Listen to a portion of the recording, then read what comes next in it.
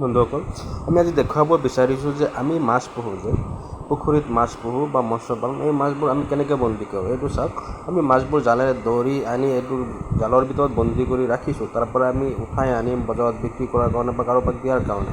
এইটো চাওক, আমি এনেকৈ ধৰি ৰাখিছোঁ আৰু এইটো বন্দী কৰি আনিছোঁ। আনা মাছকেইটা আমি এনেকৈ ডামৰ ভিতৰত ভৰাইছোঁ। যিবোৰ ডাম কাটি ৰাখিছোঁ, কাটি ৰখা ডামৰ ভিতৰত ভৰোৱাই এইবোৰ মাছ, ডামৰ ভিতৰত ভৰোৱা মাছকেইটা আমি বেলেগত লৈ জুখি লৈ যাম।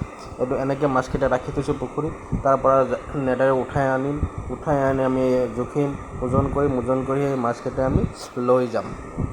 য'ত ইমান ডাঙৰ পুখুৰী হয় আমাৰ, এইটো পুখুৰী দেখুৱাইছোঁ আপোনাৰ, ইমান ডাঙৰ পুখুৰী হয়। তাত বহুত লাখ প্ৰকাৰৰ মৎস্য আছে। আপোনালোকৰ যিকোনো মাছ লাগিলে আমাৰ SMS দিব পাৰে ভিডিঅ'টোৰ পিছফালে। আমি তাক আপোনালোকক মাছ গোটেই অসমতো ছাপ্লাই দিব পাৰিম। এনেকুৱা কোৱালিটিৰ মাছ, যিকোনো ভেৰাইটিৰ যিকোনো কোৱালিটিৰ মাছ আমাৰ তাত আছে।